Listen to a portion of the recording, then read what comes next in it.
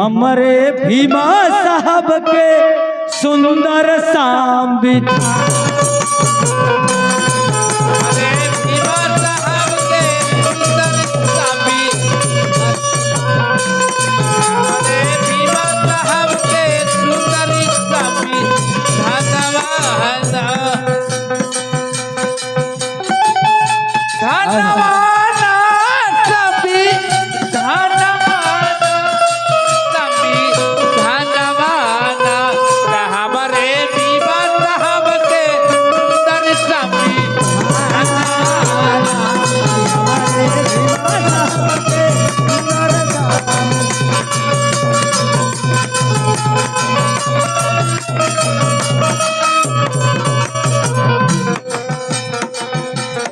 बाबा लिखले संविधान।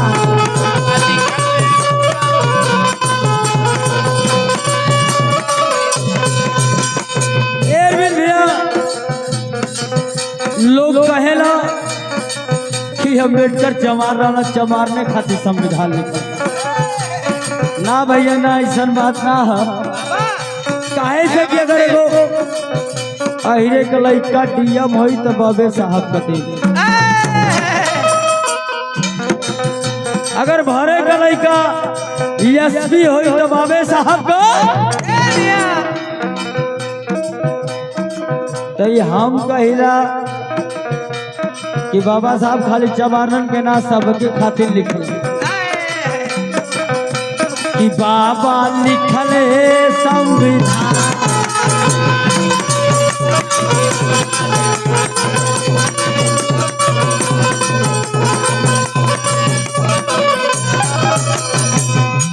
होती हले सबके ऊपर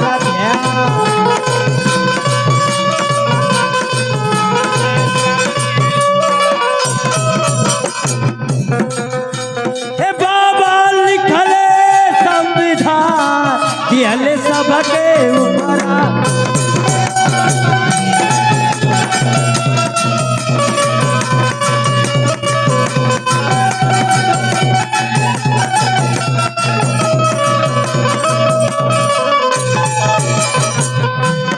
सबके मिले अपना पलया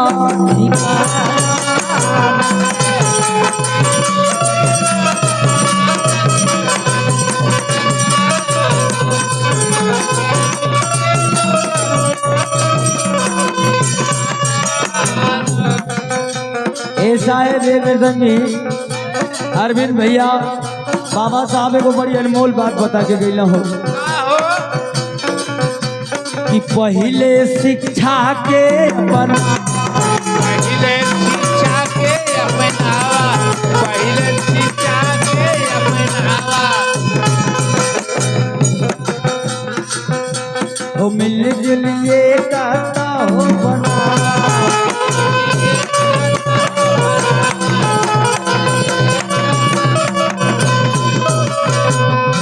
तो पहले शिक्षा के अपनावा, मिलजुले हो पहले शिक्षा के अपनावा, मिलजुले हो बना। पहले शिक्षा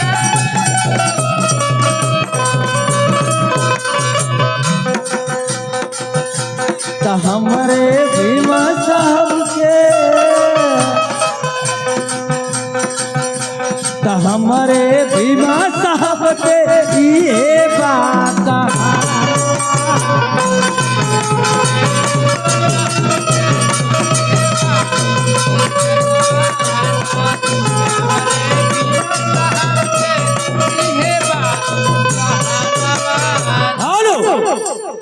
ए मास्टर, ए मास्टर,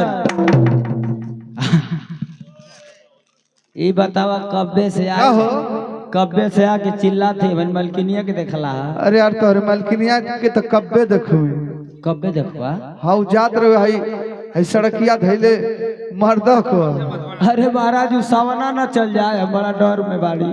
अब का जन भाई, अब हम तो ना कुछ बोलवे कि कहाँ जात से का मतलब हमसे के दिल ले गई ले। देखा आगे वाले पहुंचल हो कि हो सके भेटा जाए। बेटा जाई हाँ तन फलगरे जा तने हो सके भेटाई जा। तो के रोके के ना महाराज। यार तो हमसे का से मतलब बा, तोहार परिवार बा, हम का जानते कि कोनो बात है का। हटा हटा हमार मूड सनकत ए पिंटुआ कमाई का रे। अरे तेरी माँ कहूँ कि फोरे यहाँ फुआ आइले कही कि अगर कहता ना इज्जत है रे पिंटुआ कमाई आई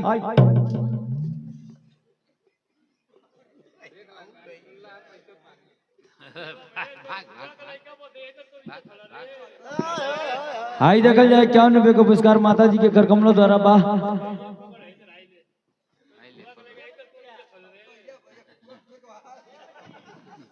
हाई देखा अमरजीत भैया का करी भैया तो हर बाबू अगुवाई करौले हवा ये बिंदुआ कमाई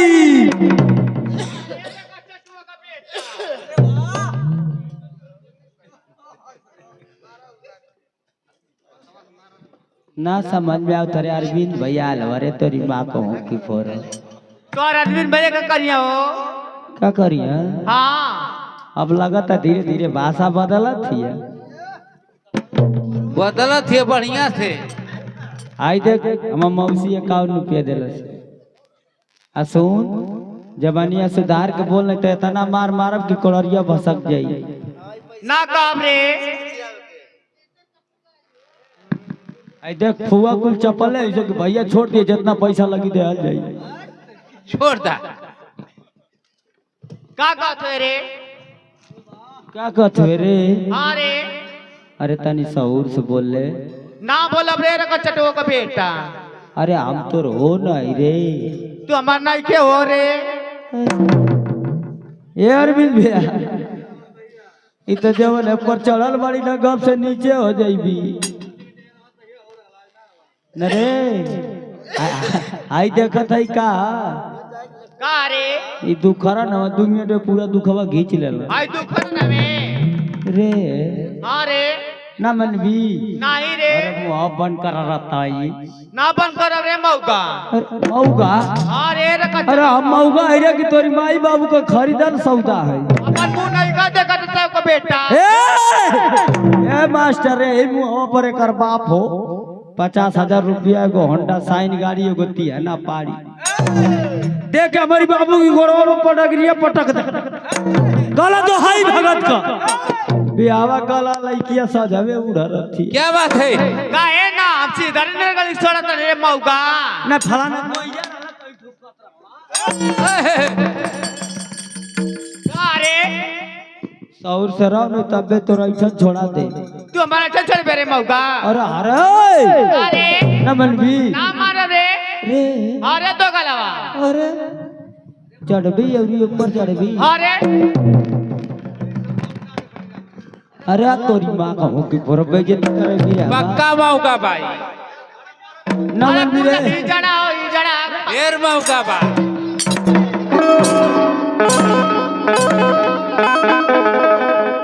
ए भैया है अरे मदवा तना एकदम पागल हवा के आदमी हवा। ये भैया तू एक रिश्तेदार है बा। अरे यार हम तो के दिखाई देते रिश्तेदार हैं। बड़ा इतना आदमी हम केहू ना जाला तू ही अरे मदवा ई बतावा छटक कैला छोड़ावे लगत कि तोर बुआ हुआ कर दिमाग खराब है ई बता। अरे यार हम गांव घर का है अगर ऐसा होत रही केहू के केहू मारत रही त ना जा के छोड़ा सकत है। हम ही के समझेबे के ना समझा सकत हवा। अरे तो बात पहले सुनबा तब ना तब जबान सुटू सुटू जने करी ऐसा है ना। अरे यार इतना ना मारल जाला मेहरारू के। मेहरारू मारे के ना बनावल है। मेहरारू लक्ष्मी होली घर का लक्ष्मी ना होली कबो कबो लतियावे के पड़ेला। वो बात सही है। कहाव था कि भैया पिसान मरला का मेहरारू करना हां भाई से बात है लेकिन कुछ ऐसा मेहरारू है कि ना मारल जाला वो सही लक्ष्मी है। अगर बढ़िया से है तो लक्ष्मी है अगर उल्टा सीधा है तो कुलक्ष्मी भी हो जाई है। तो समझावा है कि तनी सहूर से बोले है तना कुल आदमी करी मो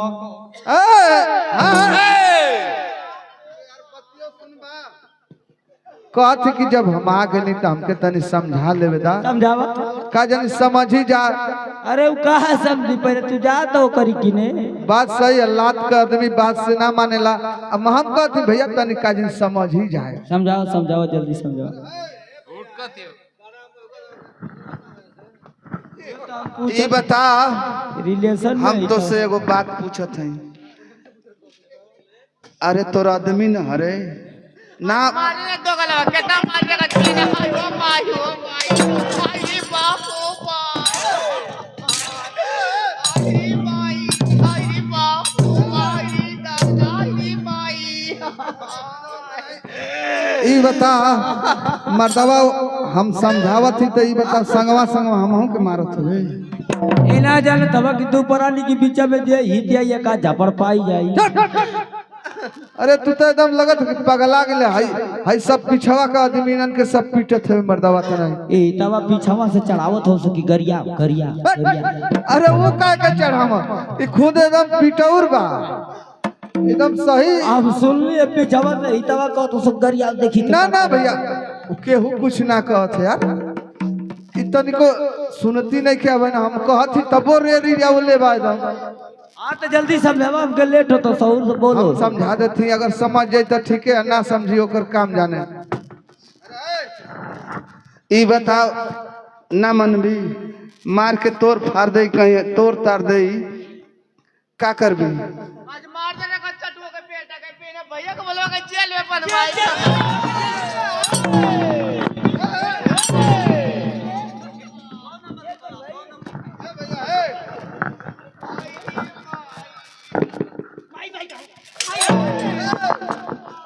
अरे मर्दवा तो नहीं मार के मुआ घलबा मार के मुआ देवा 302 का मुलजिम हो जीवा चल जीवा भीतर जमानत ना होई जनला। कहत कि तनी सुन ला भैया तनी सुन ला तो दम पीटे ही पीटे। जमानत के चिंता मत कर बेचन भैया अमरजीत भैया हूं। जब फंस जीवा तो केहू काम में ना आई केहू काम में ना आई। हां केसिए बड़ी हम आइलू गइलू समझत हवा आइलू गइलू। हां हैं तू कलेक्टर का ही थवा का। अब मैं बस सवारी घरिया और ये धैले कलानी वलानी इतना जमानत वाला बोला दई। अच्छा ए तवा खाली पिए पे चलिए जसो। हां भैया कहत यार तनी समझ ला हमके तनी समझा लेवे दा जवन तू करे के होई करिहा। समझाओ जल्दी। अरे ना मन भी हां हेनी ताक हेनी कहत कि मान जो न उल्टा सीधा बोल उत्तर पति न रे पति परमेश्वर होला गोड़ लागल जाला सवेरे उठ के ना कहल जाला ई कुल हो कहा हो। ई तो चारों टाइम गोड़ लगेले ना बोले के चाहिए ऐसे हमार बात के मान ला हो कहा आखिर दू परानी में होला जाला या तनी रे ई कुल हो जात रहला तनी मनी मान ला खुनसा के मार देलस तो फेन हुए न दुलारी हो कहा ला हो का रेरी ना पारल जा।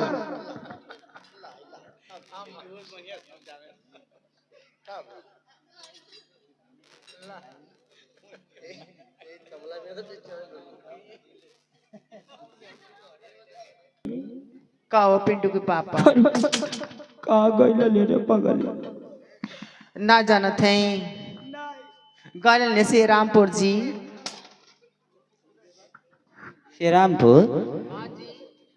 शेरामपुर का कर गए रे उजन कौन स्थान है घूमे गए तोरी माँ कहूँ कि फोर। अरे ना जानत है कन्या गैया के बानत रहली ना अथवा बीऊच गल कर। ओ सीता की ने गई लिया तुम्हारी सही से ना बतावे के वो शेरामपुर की भाणसा रे हैं वो तो कहिए मर गई ना काहे नहीं चौरा बोझ वाला से बैठा ले लिए।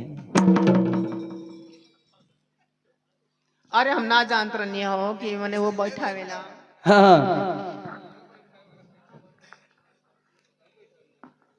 ए पिंटू के पापा अरे वैसे को बात ना कही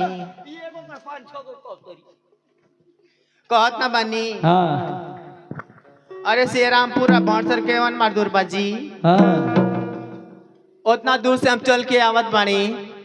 मतलब भणसर से आवत है। हाँ हो हाँ तो का कहल चाहती बता। कहत ना बानी हाँ हम गोड़वा ना दबा देता काहे हो हमके हमें को मरद समझ ले आई हमें का हैं हमें को मरद समझ ले ए पिंटू के पापा कहते कि ना दवाई तो ना दवाई बा ए पिंटू के पापा बोले पिंटू को मम्मी एगो बात कहत बानी हो। हाँ बता असली बाप का बेटी हो खा अच्छा तो से गोड़ दबा के कल कर ई बात हाँ हो कहने सुन का हो अगर हम असले ससुर का दामाद होई हाँ तो तोर गोड़ ना दवाई बा ना दवाई रे ए पिंटू के पापा का रे जाना था मेहरारू को तीरे चले दैयो ना जाने लो दैयो ना जानला हम रोज लिखिला 2-4 पन्ना हाँ हाँ ए पिंटू के पापा कहत ना बानी जी बोल आज तक कहत बानी ना अच्छा नहीं जा महुआ बारे में जी आजू ए हाँ जी हम चले अरे हाँ रहुआ चल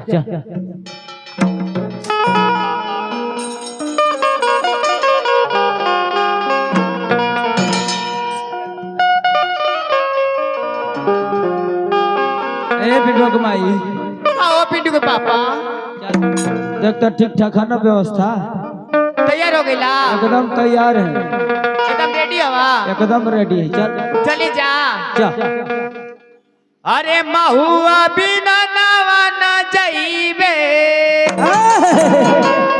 आ देवारा के सनावा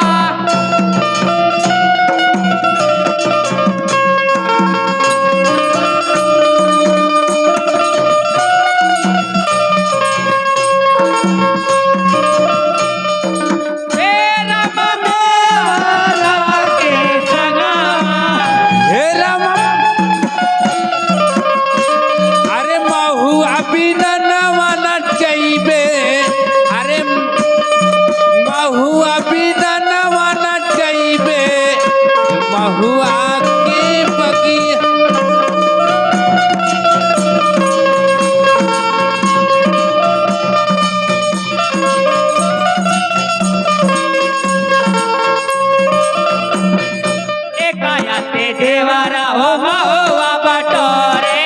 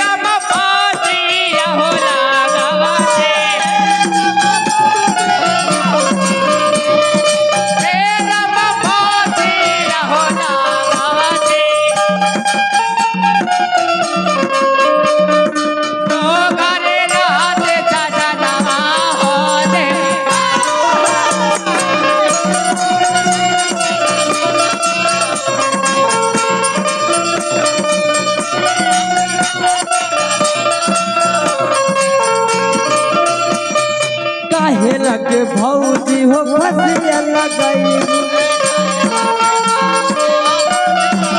काहे लगे भौजी हो फसिया लगाए हे रब फसिया हो लगाई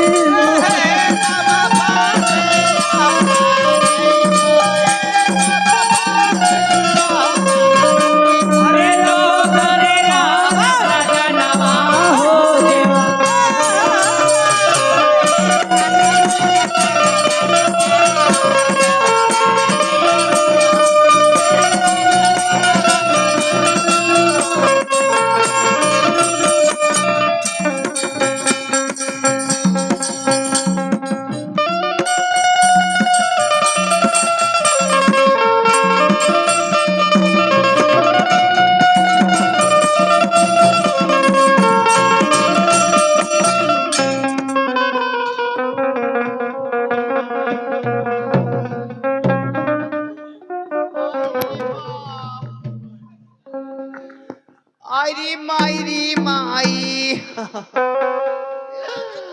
आयरी बाबू बा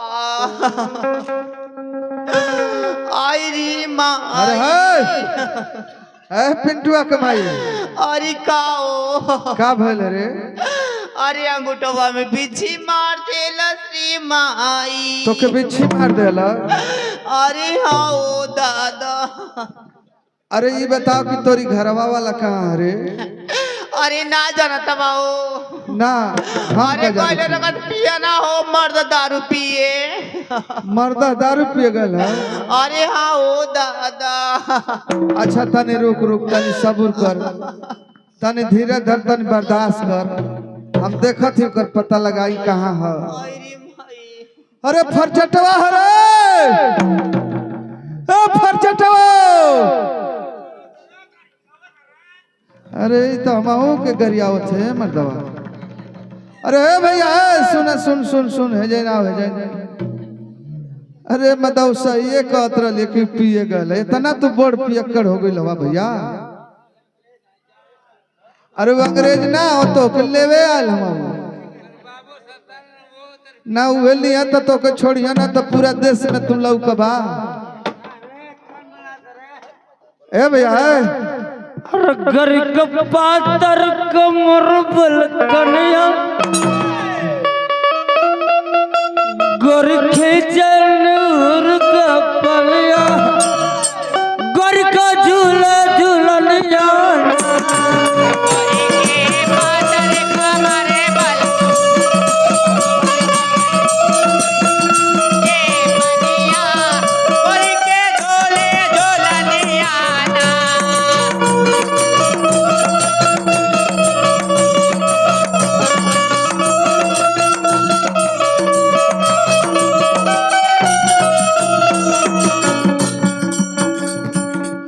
अरे गोरिया देले बार भैया बा अरे गोरिया देले गाजो धर के धाम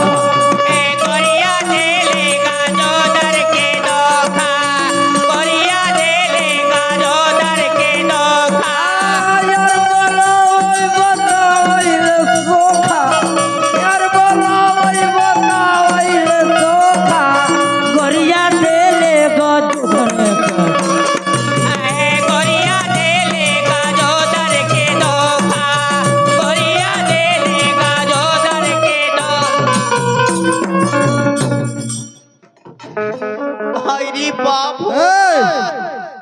ए सुनत हवा मर्दवा तो नहीं तू तो एकदम बेकार आदमी बड़ा यार का तत मर्दवा तो नहीं ई बतावा तू नशा में एकदम फिट बड़ा मार गावत बजावत हवा कुछ जानत हवा का भाई अरे मर्दवा तो नहीं तोहरी मेहरुआ के बड़ी विपद बड़ी यार पड़ गई है। का बोलो भैया अरे यार ओके बिच्छी मार देले आई होर बउआ जिन नशा उतर गई।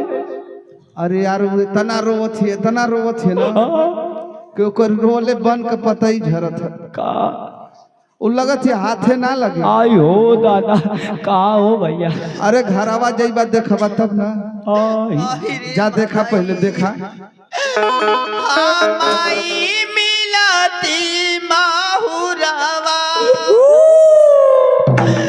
हाँ खाई लेती हो माई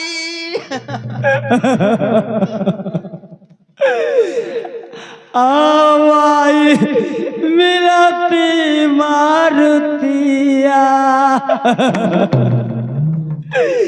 आवही में अणसी जोई तेरे भाई। अरे मर्दवा तना एकदम तू त नाक में चुन्ना हुर देले। ई बता ओकरी पता विपद पड़ल है बिच्छी मरले है रोवत है आ तोके का भइल तू काहे रोवत हम उसे इतना प्यार करी लगी जब वो रोवेले तो हमार करे जब अपने पानी फेंके लगेला इतना मानेला। हाँ हाँ सही बात है। अच्छा ये बताओ वो रोवत है कि माई हो माई मिलती मऊतिया मर जैतिया तू रोवत हो कि माई हो माई मिलती मरुतिया मऊतिया यही तरह उ रोवत है। हम जानी ये बताओ तू पागल हो कि हाफ हवे हमारी समझ में ना आवत है। हम समझी ना पौले का रोवत थी। ओके तो बिछिया मरले तो रोवत है, तू कहे इतना रोवत है बाई की सुर में? अब सोचे थे कि पता ना हाथे लगी कि ना, ऐसे रोवत है। अरे ओके पूछ देख पहले का। हमाई मिलती माहुरावा आ भागिन जानवली हो माई। आवाई तोरिया को किया आगा मिल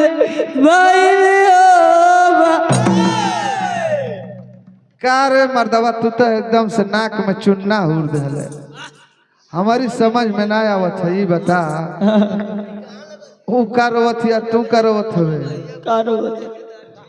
आई बता तू मरद हवे कि मेहरारू रे मर्दवा? तो नहीं, ये बताओ वो रोवत है कि माई हो माई तोहरी कोखिया आ भागिन जनमली हो माई। ऐ सोरना आ तू रोवत हो कि माई हो माई तोहरी कोखिया गाभिन। यही तरह ये भैया का कहली है ना कि जो घरवा में पहले देख दलनिया वाला, ये भी डोकमाई हमाई मिलत काम ले रे।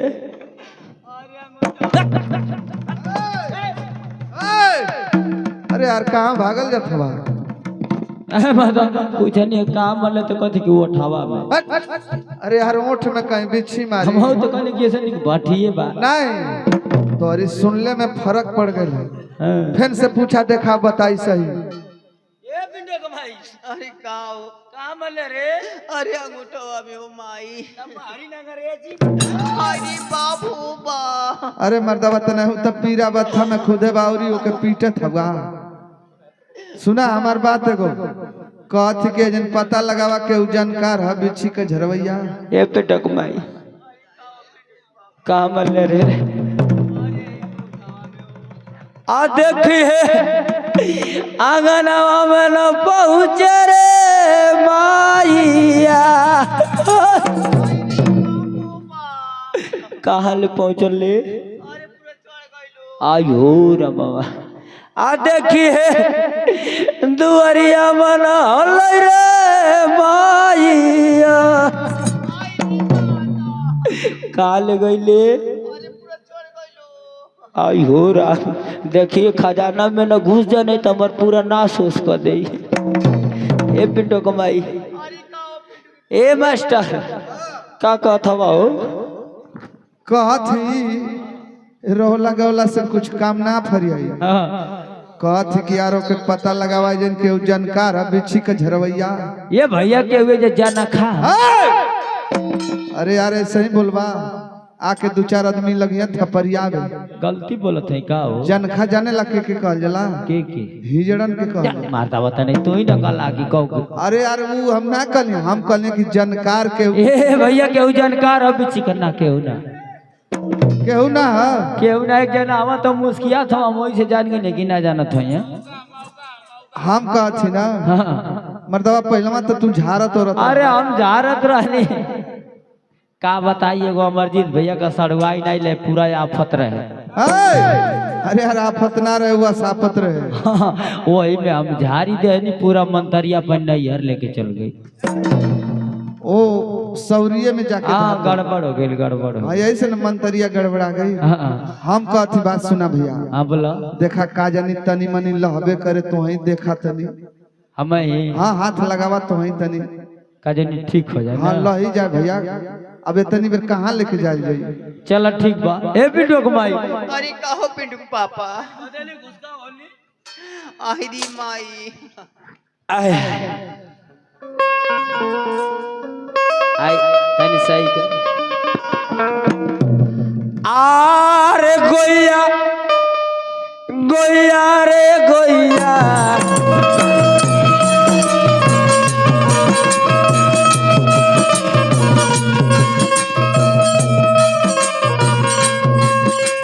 गोया रे गोया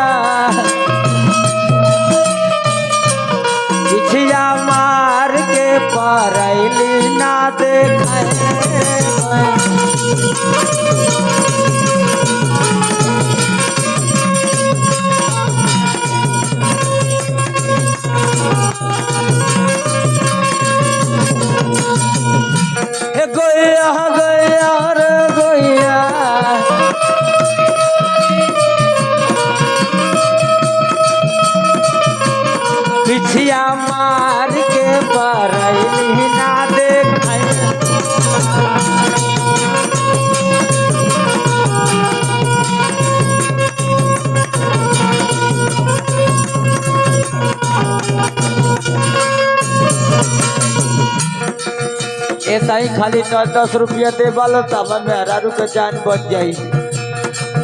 ए हमारे मटेऊ के धरती से अमरजीत भैया के तरफ से 10 रुपया चंदा है कि तो हर चिपर ही नीर गोर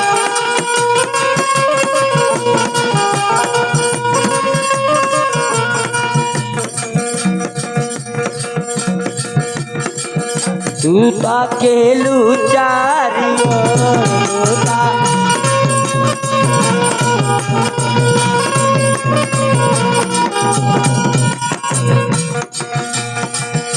तो पिछिया हमार के बरैली ना देखे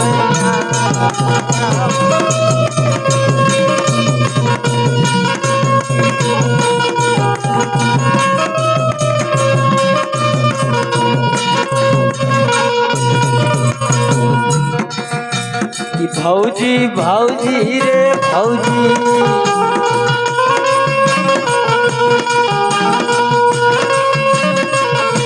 कि मौसी मौसी रे मौसी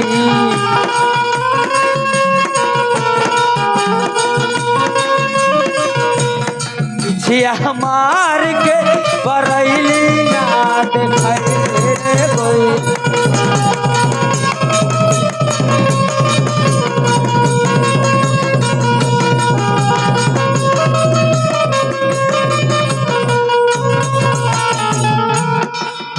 अरे ई बाहेल अरे का हो हेने आवा तो से का कल रही का कले रही रे तो से कल रही ना हाँ। कि असल बाप का बेटी हो कब तो से गोर दबा ले। अच्छा मतलब पीछे छीना मारले रे आपके पीछे ना मारले रहला हाँ। तो बहाना बनले रहनी हो। ला ही देखा देखा आई देख अमरजीत भैया 21 रुपये का पुरस्कार इनायत बसून का हो माने तो कभी छीना मारले ना रहा हो हमके पीछे ना मारले रहला। माने कहल का चाहते थे हम तो कहले रहले कि असल बाप का बेटी हो कब तो से गोर दबा ले। क्या बात है के देखल ले सबको देखला आई चाचा हमार चाची आई सबको देखला का चाची गोर दबाइला ना केहू ना जे एकर बहुत बड़ी लो जे एकरी विभाग को होई सकारी देख केहू ना देख ले चारी और हाथ उठो देख ले गाए ना ए बे गोर दबाइला ना नहीं केहू ना मैं हर मौगे होइए से जौन सकारी एने सुना भेली का हो ई बता तू कल रली कि मौसले बाप का बेटी हुई तो तुझसे गोड़ दबा ले कल ही रली मो कल रली कि मौसले ससुर का दमाद हुई तो तोर गोड़ ना दबाइबे हमारे की मो दवाई दे तो का भई रे का भई दोनों बतिया तो तोरे बापोए पे गयो एने ए रानी का हो राजा तोर बहनिया का गइले छोटा की ए छोटकी आ बड़की माई का गइले बोलै भी